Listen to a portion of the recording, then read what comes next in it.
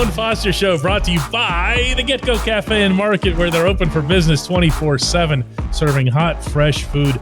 Mon, happiest of Fridays to you. Very, very happy. Some call it Friday. It's the weekend. It's no pre-Fridays. No, today is the day you've been looking for. So enjoy us and then go out and enjoy your weekend. It is really nice here, I can tell you, in downtown Pittsburgh.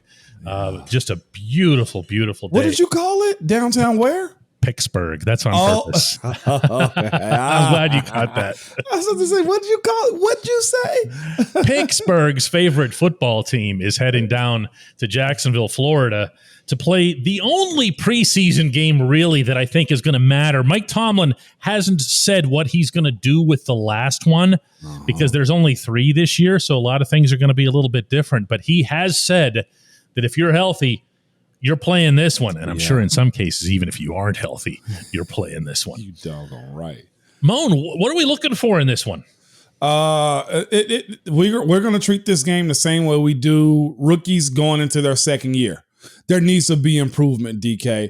We went into depth a little bit about the second line of the defense, how they needed a good showing this next time around, putting whether it's Kenny Pickett with a better group to protect him so that we can see what he looks like in an NFL pocket as far as what exactly is NFL open, not jumping out of the pocket and scrambling and whatnot. Mitch Trubisky to me, and yes, we started with the quarterbacks first, but Mitch, do it again. Like, let's see not a broken touchdown play. If we can be real about it, let's see you dice them apart.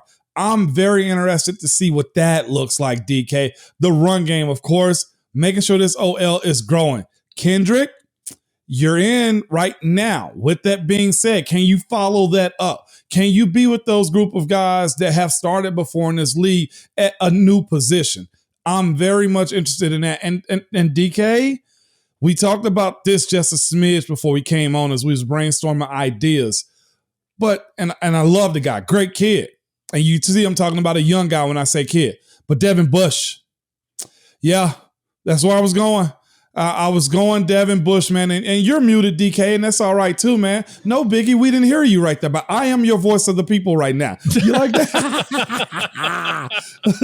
Yeah, no, don't trip. Players mess up, okay? Just like I have an ME, you had an ME right there, okay? A mental error. Benched. Yeah, you did get benched, man, okay? Don't get Wally Pipped is what I'm telling you, because I know there's somebody by the name of Eddie sitting in the corner like, I'll do it. I have to go for a walk for 1 full minute as punishment. So let me fill this airspace then. Devin Bush has been the topic of conversation for a little while, man. And just in general, watching the fans' reaction to him, which I know that it's not necessarily you're judging. That's not what we're judged your play by, but there are some very smart fans in Pittsburgh, PA. And they hear guys. They know what good play is. Majority of that city and fan base has seen good play at every single position, from quarterback to OL to wide receivers to specifically a center to the defense. They've seen good linebacking play. They know what a good safety looks like. They know what a good linebacker look like. And they know when a person gives a damn. Devin Bush, I know what you meant by saying I'll end up somewhere. But that just, in that city, I almost want to curse DK because I'm so passionate about it. But I know this is a family program. You don't say I'll be in the NFL somewhere in that city. Jacksonville, cool, do your thing. Cleveland, hell, I'll even give them a pass. Arizona, yeah, even out there. But that ain't some ish you say in Pittsburgh when you're a top 10 draft pick and they moved up for you, Dev. I know you got some stuff going on in your head. I see Bush's situation as so simple, Mon, and I understand he's made some dubious reads on the field and that he doesn't always go where you want him to go in terms of getting away from blockers, and meaning he runs toward blockers. But I think that all anybody wants to see, including on the inside where it matters, just give me some blood and guts out there. I know it's preseason, but you got to start showing people that you care. You got to start showing people that there's something left of the 2019 version. We're way past talking about a knee here. Yeah, you know? Man. Yeah. And if he was a heavy athlete, I'd say that. If he was playing D-line, O-line, hell, even quarterback, I say, guys, give him a little bit more time, man. He, the weight aspect of getting that knee back. See, we're seeing Bakhtiari and Green Bay kind of deal with that. They're all-world left tackle. He's kind of dealing with that a little bit. I know some friends in the league that's kind of dealt with that as far as being bigger guys. The smaller athletes, let me just say this. I've seen two guys this year here in Tennessee that I cover, a DB and a DB and a wide receiver. Both have ACL injuries. And they're both practicing no knee brace, not making excuses about what they're doing and nothing. Dev is right-minded. He's a legacy kid, okay? He's a legacy player. His dad played in his league. He has an understanding of it. I don't know if it's pressure. I don't know what it is. But that in itself was not the words to come out of his mouth. However he decided to say it. This is the other part, DK, before you take over for a second, is I wonder if his defensive leaders heard that. The cams. You know what I'm saying? You don't wonder that. You know that. With that, though. You were in that room for a decade. You know that they know that. I know. And it's frustrating. So that's why I'm eyeballing him this weekend. Not in a bad way, but just like, dog, I can look at you sternly and see a response. Yeah, let's before we pile on to Bush too far, not that I'm opposed to it or anything else like that. I want to point out that there's another thing that everybody needs to be watching for tomorrow night, and that's the rest of the defensive front.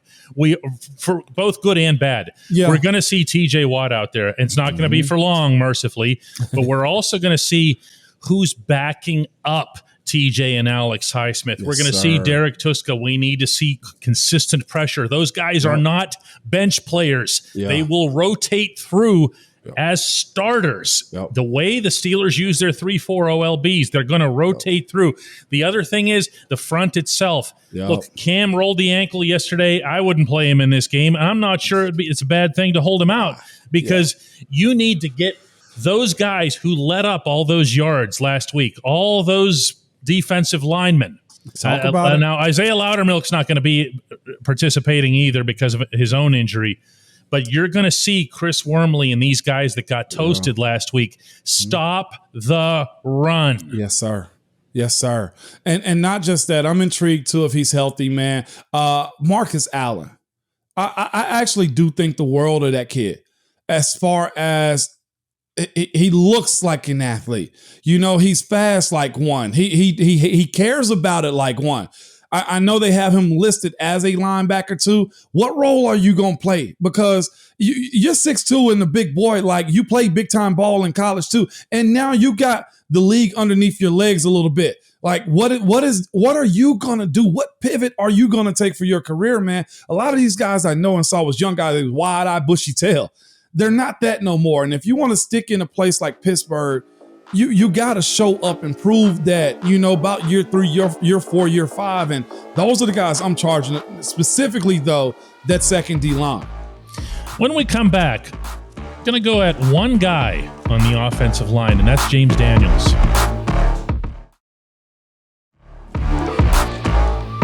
Welcome back to the Ramon Foster Show. When you have Moan, you can talk offensive line. And when you're talking offensive line this season for the Steelers, one of the guys to obviously keep an eye out on is James Daniels. The Steelers spent a ton of money. He's young. He's got the goods. He's got the material that you'd want. Now, as James told me himself at one point this summer, the fans in Chicago were rough on him. And they felt that he didn't do a great job and everything. I got to tell you, Moan, in going through that tape from the Seattle game, they might have had a point. Wow. I saw guys running right past him. Tell me what you saw. I know this Chuks Okorafor is a very smart guy. I know he's played a lot at that position that he's at right now at right tackle. He's in the last, we're 3 years, have had 3 new starting right guards beside him. Facts? Okay. Yeah. Yes, we have that. That has to be something that comes into play too. The communication between Chuks and James Daniels has to get high. When I initially saw, James Daniels give up those pressures through the B gap, me understanding it a little bit was kind of like, well, that's a miscommunication thing. And what does that mean, though? Because when you see, like, I'll tell you, my observation when I saw it was 52 from Seattle comes in. This is what you're talking about. Yep. He comes to this side. Okay, so that's the B gap. B gap. Okay, so he does that. And when you look at the body language, and I've done this with offensive linemen for years, there's two different looks. One is, oh no, I got scorched. Yeah. And the other one is, whoa, what was that? Yeah. And that's what I've been seeing from Daniels. Yes. The latter. Well, yeah, it was the whoa, what was that? No, oh, watch out, quarterback. It wasn't, oh, watch out. I want to pull the curtain back a little bit if I can for you guys, okay? Just because a guy is a coach in the NFL doesn't mean he's a great coach. Just because players in the NFL doesn't mean they're great coaches either. Just because a team is an NFL team doesn't mean that it's a great football team either. Okay, you can go to an offense or a team or a coach and they don't teach you. They don't groom you. They don't guide you. You don't learn. Look, we block a certain type of way. If Chooks got somebody on the outside, he's going to take the widest man. I don't lock on the D tackle. I 1-2. I punch the D tackle and I go to the outside rusher. That's what you do. Tackle, get widest man. I get next widest person. And that to me is what it seemed like he did and didn't understand. He did who was that? Look. Chooks went wide. Chooks went wide because every time. And Chooks, for the most part, he did the thing that he does, which is he shoves them back past the quarterback. Yes. But Chooks went wide. So I think you're right here. Chooks went wide to get the widest, speedy guy because it was a blitz on the outside edge. Chooks passed his DN, I think 52, to James Daniels. James is supposed to be, and I'm guessing also that the center, Mason Cole, was coming to the right gap also. So it's supposed to go, Chooks go widest, Chooks set vertical, pass the DN to James, and Chooks get the outside corner / safety. Mason Cole gets the D tackle that was over James Daniel. It's boom, 1, 2, 3. It's the way it goes. It sounds complicated, but it's very simple. Well, this explains why, as I mentioned to you the other day on the show, in my conversations with the offensive linemen after the game over at the stadium, they were like, "We got work to do." And while I think it's funny that a lot of fans were really giving them some praise, and you and I did too, because there were some good things that happened as well, particularly physically. But when it comes to communication, I'm going to throw another one at you here because this one's right in your wheelhouse. There was a play where Mason Cole went forward and then to his left. Yeah. Now, in that situation, he's obviously doubling up to help the left guard. Yeah. And in that case, again, there's one player and James Daniels. And by Daniels. And Daniels has that same look on his face. So now is it a matter of communication with the center? That is okay. So the common theme is what and who? James Daniels. And he's new and Cole is new. Exactly. Yes. This is a matter of that chemistry we spoke of. Remember, this is a matter of where you could talk to us about a play and every single one of us would tell you exactly what one is doing and did those things together. We were to a point to where over communicating was a thing to us when it became Al, me, Pounce, Dave, and Gil. We over communicated first and then we didn't have to talk. Chooks get into the fold and then Chooks talks to Dave a little bit, or Chooks is smart enough to know to look, this is what I have. Okay, now you bring in these new bodies. That's what we were speaking of. Get the 5. Well, there's going to be Kendrick. Well, there's going to be Kevin Dotson, and you let those 5 do work. This is what preseason is all about. This is why I love preseason too, because it gives you the opportunity to work out these kinks. You got live bullets coming at you now. It means more, and I'm hoping James Daniels take that upon himself to say, you know what? That's where I got to get better. That's where film comes in. You know what's going to happen this week? Okay, with Josh Allen. Okay, not the quarterback, the outside rusher in Jacksonville. And was it Trayvon Walker? Yeah. Yep. They're going to take the big out. Okay, they're going to go inside. They're going to try to confuse the right guard. They saw it, and we're going to repeat that. It's no game plans in the preseason, but you better erase it fast. And that's going to be week 1 also in Cincinnati. If you think that's a joke too, you know they're going to see it again.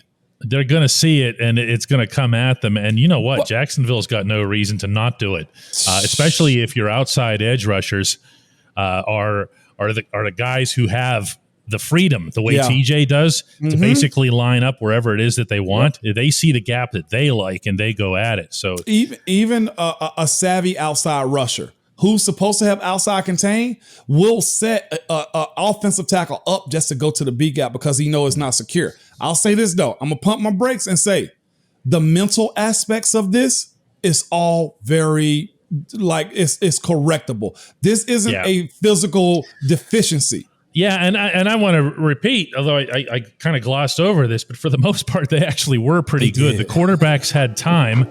They were effective, but I'm sure they're focused on the same stuff that Ramon and I are focused on, much more so than the stuff that went awesomely. When we come back, really, if you think about it, the only segment that will have mattered all week long. It's HEY MON.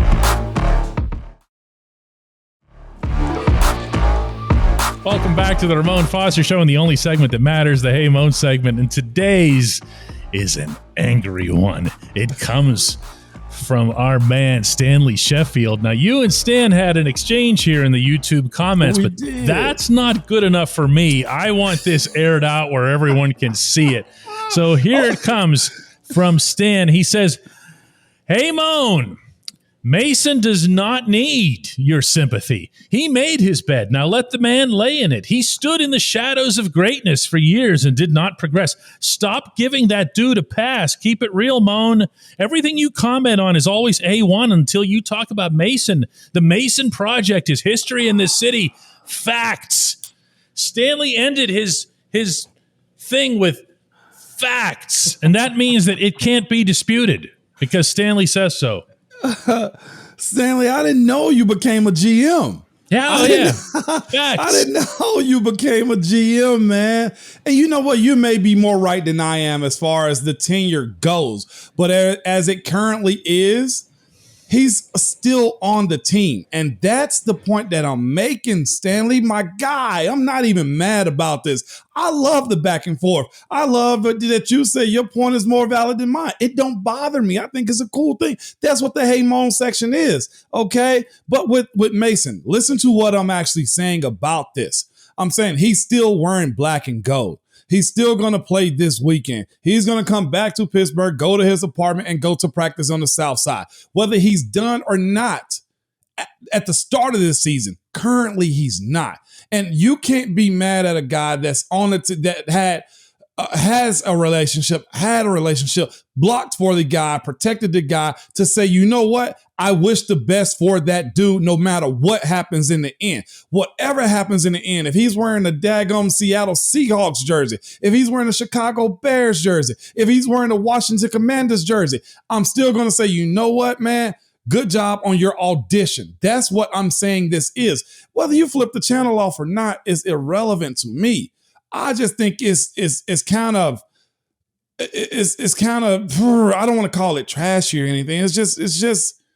It's a bad vibe to actually wish that he's gone right now. Like, come on, man. Like, it's that. You can have those feelings about it, but clearly, listen, he's an NFL quarterback. There's a bunch of guys that are on that out of the league that wish they had his position. With that being said, I'm rolling with him until he's cut, or if he's cut. Now, we'll revisit this, Stanley, because you put facts at the end of it. You didn't leave the conversation open. Yeah, and you know I'm petty in a good way, okay? You know I'm petty in a good way. Now he's Tom Petty. Yeah, I'm Tom Petty. I'm Tom Petty Betty. You feeling?